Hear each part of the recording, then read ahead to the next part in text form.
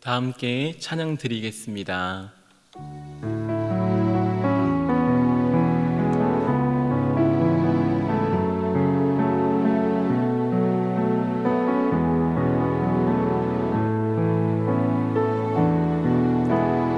주여 우린 연약합니다. 우린 오늘을 힘겨워합니다. 주 뜻 이루며 살기에 부족합니다. 우린 연약합니다. 주여 우린 넘어집니다. 오늘 하루 또 실수합니다. 주의 긍휼을 구하는 죄인입니다. 우리 주만 바라봅니다. 한없는 주님의 은혜 온 세상 위에 넘칩니다. 가릴 수 없는 주 영광 온 땅 위에 충만합니다. 주님만이 길이오니 우린 그 길 따라갑니다.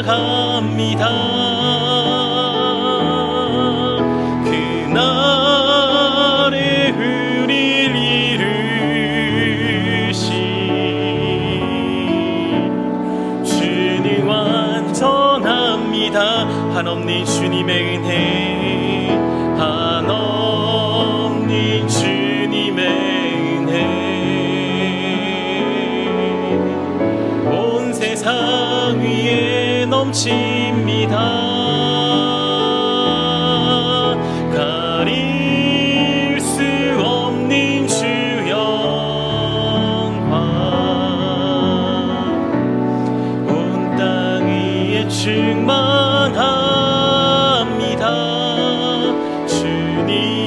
주님만이 길이오니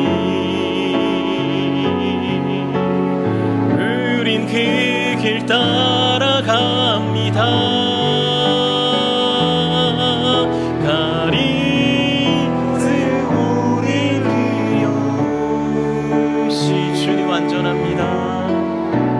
주님 완전합니다. 이 시간 기도 제목을 보시면서 다 같이 합심 기도하시겠습니다. 하나님 아버지, 우리에게 은혜를 더하여 주시고 이 땅에 은혜 주셔서 작은 죄의 악한 우리 드러나게 하여 주시고 우리 나라 이 시대를 지키고 다음 세대를 지킬 수 있는 하나님 은혜를 주시고 진짜 도와주시기를 소원합니다. 이뿐만 아니라 교회를 무너뜨리려고 하는 모든 악한 정치들을 시도들 무너지게 하여 주옵소서. 존재의 공과 있게 하여 주시기 원합니다. 이 어려운 때에 우리 교회를 이끌어신 하나님 삶을 붙들어 주시고 그런 시대 잘 해낼 수 있게 성령이 지혜와 성령께서 힘을 더하여 주시고 모든 사단의 공격에 부상을 받아주시기를 원합니다. 하나님 건강시켜 주시고 지켜 주시며 영권을 부어 주시옵소서. 이 시대를 감당할 힘을 더하여 주시고 다음 세대를 세우고 공동을 세우고 주님 함께 하시기를 기대합니다. 주님 도와주시옵소서.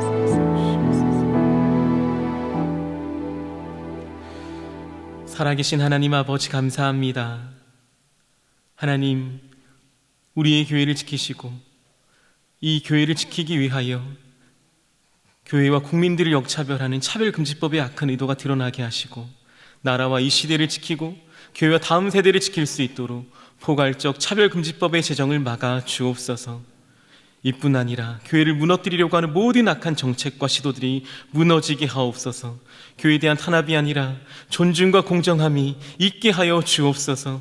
이 어려운 때에 우리 교회를 이끌어 가시는 담임 목사님을 더 강력하게 붙들어 주시고 코로나 시대를 잘 감당할 수 있는 성령의 지혜를 주시며 주신 사명을 감당하고 사역에 집중하실 수 있도록 모든 사단의 공격을 은혜의 불성곽으로 막아 주옵소서. 특별히 건강을 지켜주시고 목사님의 가정을 성령께서 평안케 하옵소서. 담임 목사님께 넘치는 영권과 강력한 영권을 부어주시고 시대적 사명을 잘 감당하실 수 있도록 다음 세대를 잘 세울 수 있도록 하나님께서 힘과 능력 주시며 복음 통일과 열방 선교를 잘 감당하실 수 있는 은혜를 내리어 주시옵소서. 이 시간 우리가 말씀 앞에 섰습니다. 말씀을 통하여 은혜를 베풀어 주시며 하나님의 음성과 하나님의 마음을 저희 안에 부어 주시옵소서. 모든 것 주님께 올려드립니다. 예수 그리스도의 이름 받들어 기도합니다. 아멘. 오늘 우리에게 주시는 하나님의 말씀은 학개서 1장 12절에서 14절의 말씀입니다. 구약성경 1310면에 있는 학개서 1장 12절에서 14절의 말씀을 우리 모두 한 목소리로 읽겠습니다. 스알디엘의 아들 스룹바벨과 요사닥의 아들 대제사장 여호수아와 남은 바 모든 백성이 그 하나님 여호와의 목소리와 선지자 학개의 말을 청종하였으니 이는 그들의 하나님 여호와께서 그들을 보내셨음을 인함이라. 백성이 다 여호와를 경외하매 때에 여호와의 사자 학개가 여호와의 명을 의지하여 백성에게 고하여 가로되 나 여호와가 말하노니 내가 너희와 함께 하노라 하셨느니라 하니라. 여호와께서 스알디엘의 아들 유다 총독 스룹바벨의 마음과 요사닥의 아들 대제사장 여호수아의 마음과 남은 바 모든 백성의 마음을 흥분시키심에 그들이 와서 만군의 여호와 그들의 하나님의 전 역사를 하였으니. 아멘. 오늘은 은혜의 통로라는 제목으로 함께 말씀을 나누고자 합니다. 사랑하는 여러분, 살다 보면 대단한 사람들이 무너지는 모습을 종종 보곤 합니다. 또 살다 보면 부족하고 연약한 사람들이 하나님 앞에 쓰임받는 모습을 볼 때도 있습니다. 사랑하는 여러분, 제 아무리 대단한 사람도 무너질 수 있습니다. 반면 제 아무리 연약한 사람일지라도 하나님께 붙들리면 쓰임받을 수 있습니다. 여기에 빠진 문구가 하나 있는데요, 은혜라는 단어입니다. 제 아무리 대단한 사람도 은혜를 놓치면 무너지게 되지만 제 아무리 연약한 사람이라도 은혜를 붙잡으면 쓰임받을 수 있습니다. 부디 지금 내 모습의 어떠함에 비교의식을 가지지 마시고 하나님의 은혜를 사모하면서 하나님께 쓰임받으시는 우리 귀한 대형의 가족들 되시기를 주님의 이름으로 축복합니다. 이스라엘 백성들은 바벨론의 멸망을 당하고 포로로 끌려갔지요. 바벨론은 무너지게 됩니다. 그러나 이스라엘 백성은 여전히 바벨론을 무너뜨렸던 페르시아의 종생활을 합니다. 포로 생활을 하던 사람들의 꿈은 무엇이겠습니까? 너무 쉬운 질문이죠. 빨리 고향으로 돌아가는 것입니다. 고향을 그리워하며 돌아갈 날을 학수고대하던 그들에게 기적이 일어났습니다. 하나님께서 페르시아 왕 고레스에게 나타나셔서 이와 같이 명령을 하셨습니다. 에스라서 1장 2절의 말씀을 우리말 성경으로 제가 읽어드리겠습니다. 페르시아 왕 고레스는 다음과 같이 선포한다. 하늘의 하나님 주 하나님이 나에게 이 땅에 있는 모든 나라를 주셔서 다스리게 하셨다. 또 유다에 있는 예루살렘에 그의 성전을 지으라고 하셨다. 고레스로 하여금 모든 나라를 다스리게 하심은 예루살렘의 성전을 다시 짓기 위함이라고 하나님은 친히 말씀해 주셨습니다. 하나님의 명령을 들은 고레스는 이스라엘 백성들을 돌려보냅니다. 이런 제안을 하죠. 내가 너희를 돌려보내겠다. 성전을 지을 수 있도록 포로 생활을 하던 너희에게 금과 은, 살림살이 그리고 수많은 가축을 주겠다. 그것들을 가지고 돌아가서 성전을 마음껏 건축하게 할 테니 성전을 건축할 사람들은 친히 자원하도록 하라 라는 겁니다. 사람들은 자원했습니다. 여기저기서 내가 가겠습니다 라고 손을 들고 결단하며 일어났습니다. 어떤 일이 일어났는지 에스라 1장 5절의 말씀을 함께 한 목소리로 읽겠습니다. 그때에 유다와 베냐민 가문의 우두머리들과 제사장들과 레위 사람들과 하나님께 감동을 받고 예루살렘으로 올라가서 주의 성전을 지으려고 하는 모든 사람이 길을 떠날 채비를 하였다. 아멘. 비록 포로 생활을 하고 있었지만 유다 지파의 지도자들은 아직까지 지도자의 의식을 가지고 있었던 것 같습니다. 제사장들의 가문 역시 마찬가지였습니다. 그들은 자원했습니다. 많은 사람들 중에 그래도 내가 가야지 하고 자원을 했지요. 하나님의 은혜를 받았습니다. 은혜에 감격했습니다. 그리고 돌아가겠다고 결단을 합니다. 그리고 다짐했습니다. 그렇게 모인 사람들이 자그마치 5만 명이 되었습니다. 그들 모두 은혜를 받은 사람들, 결단했던 사람들입니다. 어거지로 그냥 시키니까 돌아가는 사람들이 아니었습니다. 자원하는 심령이었고 이스라엘에 내놓으라 하는 유다 지파의 우두머리들이었습니다. 그들이 직접 자원하며 내가 그 일에 쓰임 받아 보겠다고 결단했습니다. 그들은 실로 기뻤겠지요. 자신들이 한 일이 아무것도 없었는데 하나님이 돌려보내셨으니 그들은 기뻤겠지요. 그리고 은혜를 받았지요. 절로 찬송이 나왔을 것입니다. 그들이 돌아가면서 불렀던 찬송이 시편에는 기록되어져 있습니다. 여러분 그 찬송을 아십니까? 시편 126편입니다. 1절, 2절, 6절입니다. 제가 한번 읽어보겠습니다. 여호와께서 시온의 포로를 돌리실 때에 우리가 꿈꾸는 것 같았도다. 우리 입에는 웃음이 가득하고 우리 혀에는 찬양이 찼었도다. 울며 씨를 뿌리러 나가는 자는 정녕 기쁨으로 그 단을 가지고 돌아오리로다. 아멘. 우리가 웃음으로 불렀던 찬양이죠. 그리고 우리가 결단하며 울며 불렀던 찬양이죠. 그러나 그 찬양은 비장했던 찬양, 포로로 돌아갔던 이들이 고백했던 은혜에 대한 감격이었습니다. 아무 공로 없었습니다. 오직 하나님의 은혜만이 포로 귀환에 있었습니다. 하나님의 은혜를 통해서 그들은 고향으로 돌아가게 되었습니다. 그래서 그들은 말하죠. 꿈꾸는 것 같다고 말입니다. 하나님 꿈꾸는 것 같아요. 하나님 정말로 꿈꾸는 것 같아요. 우리 입에는 웃음과 찬양이 넘쳐납니다 라고 고백하죠. 그런데요, 그들은 울기로 다짐합니다. 우리가 아주 많이 불렀던 찬양처럼 울며 씨를 뿌리겠다고, 눈물로 씨를 뿌리겠다고 결단합니다. 왜 그럴까요? 입에 웃음이 가득한데 왜 울겠다고 다짐했을까요? 5만 명은 돌아가지만 아직 수많은 이스라엘 백성들은 페르시아 땅, 그 바벨론 땅에 남아있기 때문입니다. 그들은 결단했습니다. 지금 비록 내 입에는 웃음이 가득하나 웃지 않겠다. 내 비록 기쁨이 넘치나 기뻐하지 않겠다. 모두가 돌아오는 그날까지 울며 씨를 뿌리겠다라는 고백이었습니다.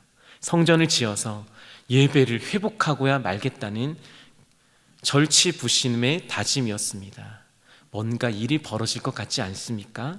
그들은 포부를 가졌습니다. 결단했고 돌아왔습니다. 그러나 아무 일도 일어나지 않았습니다.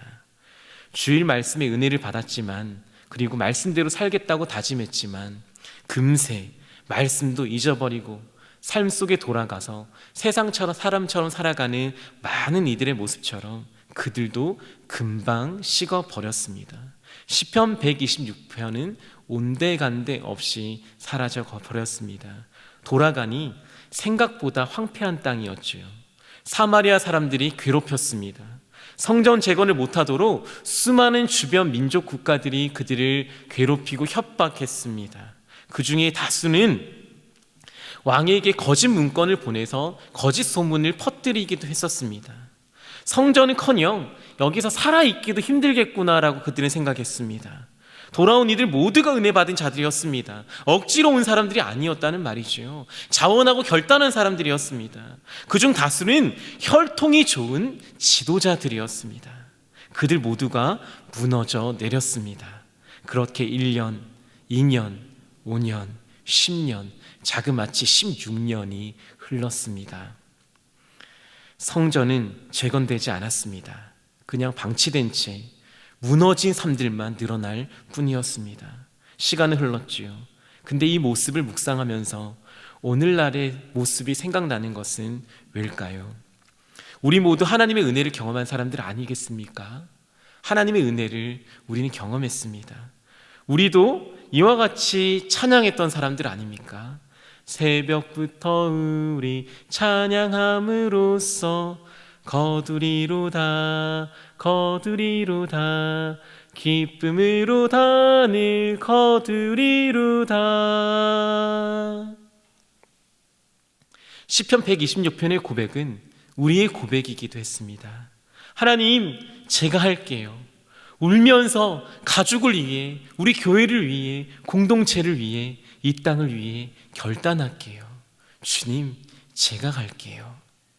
이렇게 결단하며 하나님 앞에 섰지만 여러 가지 재앙 앞에 무너진 그들처럼 대학 앞에서, 결혼 앞에서, 사회생활 앞에서 아무것도 아닌 이 땅을 살아가는 삶 속에서 수많은 성도들이 무너지며 16년간, 아니 더 많은 세월들을 방치하며 살아갔던 것은 아닐까요?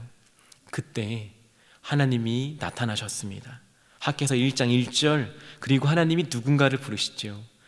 다리오 왕 2년 6월 곧 그달 초 하루에 여호와의 말씀이 선지자 학개로 말미암아 스알디엘의 아들 유다 총독 스룹바벨과 여호사닥의 아들 대제사장 여호수아에게 임하니라. 가라사대. 하나님이 나타나십니다. 그때 하나님이 학개를 부르셨습니다.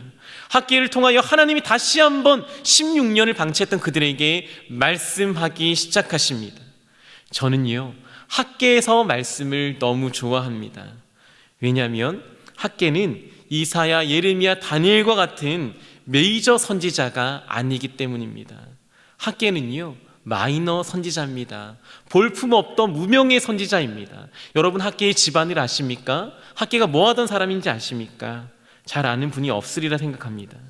학개서를 제외하면 에스라서에 단 2번 등장하고 더 이상 이름이 등장하지 않는 무명의 선지자입니다. 그가 누군지, 어떤 사람인지, 왜 부름을 받았는지 성경은 말하고 있지 않습니다. 그저 호련히 나타나서 4개월 남짓 말씀을 전하고 역사 뒤한편으로 사라진 무명의 선지자, 마이너 선지자일 뿐이었습니다. 하나님은 볼품없는 그를 누구에게 보내셨습니까? 유다의 총독 스룹바벨에게 보내셨고 대제사장 여호수아에게 보내셨습니다. 스룹바벨은 누군가요?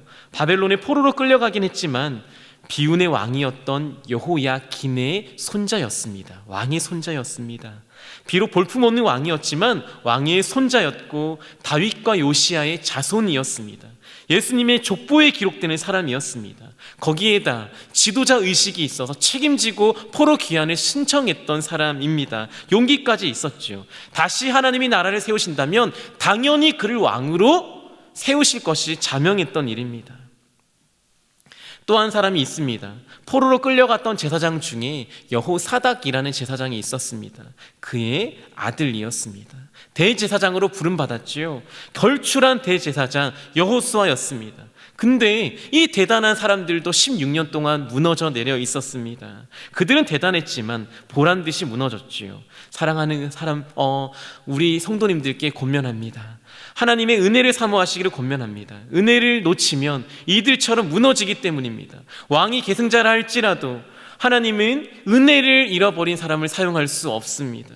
대단한 사람이라 할지라도 은혜를 잃어버리면 쓰임받을 수 없는 것이지요. 그러나 무명의 선지자라 할지라도 은혜를 붙든 사람은 하나님이 사용하십니다. 학개서 1장 12절과 14절의 말씀입니다. 스알디엘의 아들 스룹바벨과 여호사닥의 아들 대제사장 여호수아와 남은 바 모든 백성이 그 하나님 여호와의 목소리와 선지자 학개의 말을 청종하였으니 이는 그들의 하나님 여호와께서 그를 보내셨음을 인함이라. 백성이 다 여호와를 경외하며 여호와께서 스알디엘의 아들 유다 총독 스룹바벨의 마음과 여호사닥의 아들 대제사장 여호수아의 마음과 남은 바 모든 백성의 마음을 흥분시키시매 그들이 와서 만군의 여호와 그들의 하나님의 전 역사를 하였으니. 아멘.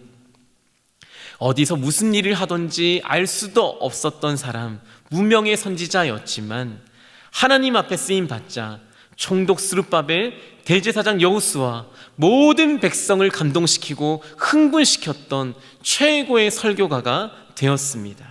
은혜를 붙들자 변화의 징조가 바로 거기에서 시작되었습니다. 2장을 읽어보면 무너진 그들에게 선지자 학개가 이와 같이 선포했습니다. 여러분, 하나님이 함께 하십니다. 제발 굳게 일어나서 일하십시오. 쫄지 마시고 마음을 강하게 하십시오. 하나님이 여러분과 함께 하십니다. 제발 일어나서 마음을 강하게 하십시오. 학개 선지자의 말씀이었습니다.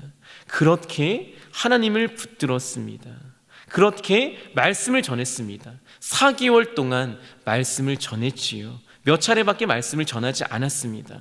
그러나 유효 기간은 길었습니다. 대단했던 이 말씀을 들었던 그들은 4년 동안 하나님의 성전을 짓습니다. 그리고 드디어 완공합니다. 4개월 말씀을 전하고 그는 역사 뒤한편으로 살아갔지만 4년이 지났을 때 성경은 기록합니다. 학개 선지자의 권면을 통하여 그들은 성전을 완공했다고 말입니다. 4년 말씀을 전했더니 4년 동안 힘을 얻어 성전을 짓고야 말았습니다. 보잘것없는 마이너 선지자 학개의 4개월 권면이 스룹바벨을 변화시켰고 여호수아를 변화시켰고 모든 백성을 변화시켰습니다. 은혜, 함께 하신 하나님의 은혜를 붙들었기 때문입니다. 비록 내가 무명의 선지자라 할지라도 하나님이 함께 하시고 쓰임받는 통로가 되기로 결단하기만 하면 하나님은 거기에서 권위를 주십니다. 권위는 다른 데서 나오는 게 아닙니다.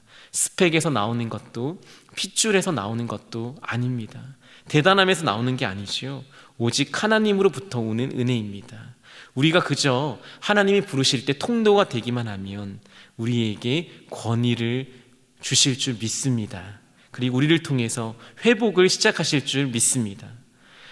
스룹바벨과 5만 명의 백성들은 무너져 내렸지만 한 사람이 은혜에 반응하고 통로되기로 다짐했을 때에 놀라운 이스라엘 변화가 바로 거기에 있었습니다. 결론입니다. 에스라 6장 14절 15절을 읽어보면 스룹바벨 유다 장로들이 학개의 권면에 힘을 얻어서 성전을 건축했다라고 말합니다. 대단한 이들이 자기 힘으로는 아무것도 할 수 없었지만 아무것도 아닌 그의 말씀을 듣고 변화되었다는 거지요. 사랑하는 여러분들, 지난주 담임 목사님 말씀을 들으셨지요? 다음 세대를 위한 교사들이 필요하다는 말씀을 들었습니다. 우리 이 시간 무명의 선지자가 되어주시기를 바랍니다. 우리가 아무것도 아니어도 상관없습니다. 하나님의 말씀에, 그 설교에 반응하고 교사로 섬기고 그리고 내가 다음 세대를 세우는 주역, 학개와 같은 사람이 되겠다고 다짐하면 그 한 사람을 통해서 스룹바벨을 탄생시키게 되는 거죠. 예수의 족보를 만들게 되는 거죠. 여호수아를 다시 한번 일으키게 되는 거죠. 그게 우리의 일이라고 믿습니다. 기억하십시오. 이 땅에 대단한 사람이 없는 게 문제가 되지 않습니다. 이 땅의 문제는 은혜를 놓치는 것입니다. 은혜를 놓치지 않는 한 사람이 나타날 때 이 땅에 소망이 나타나게 되는 겁니다. 우리를 통해 무너진 신앙, 무너진 믿음, 무너진 이 땅의 다음 세대, 무너진 예배가 회복되어지게 될 줄을 믿습니다. 오늘 말씀을 들은 여러분이 은혜의 통로가 되기를 결단하시고 은혜의 사명자, 은혜의 통로, 은혜의 권위자가 되시기를 주님의 이름으로 축복합니다. 이 시간 기도 제목을 함께 읽고 함께 기도하는 시간을 가지겠습니다. 기도 제목을 읽습니다. 하나님, 우리는 연약합니다. 연약하지만 은혜의 통로가 되길 소망합니다. 전 세계적인 재앙 앞에서 넘어지지 않게 하옵소서. 어렵고 힘든 상황이 닥쳐도 무너지지 않게 하옵소서. 이 땅 곳곳에 무너진 영역이 보이면 하나님의 말씀 붙들고 나아가 그곳을 일으키는 은혜의 통로가 되게 하옵소서. 오늘 말씀을 붙들고 앞에 있는 기도의 제목을 붙들고 함께 기도하겠습니다. 하나님 아버지 감사합니다. 하나님, 우리는 연약합니다. 오늘도 쓰러지는 자들입니다. 그러나 이 시간 학계처럼 하나님 부르신다면 일어나 반응하기를 소망합니다. 은혜의 통로가 되기를 소망합니다. 전 세계적인 재앙 앞에서 수많은 사람들이 넘어져 있습니다. 어렵고 힘든 상황이 닥쳤을 때 우리는 무너지지 않기를 소망합니다. 이 땅 곳곳에 무너진 영역이 보였을 때 하나님 일어나서 우리가 나아가서 하나님의 말씀을 선포하는 한 사람이 되기를 소망합니다. 주님 도와주시고 주님 우리가 반응할 때 우리를 통하여 회복시켜 주시기를 원합니다. 주여 함께하여 주옵소서. 하나님 아버지, 우리는 연약합니다.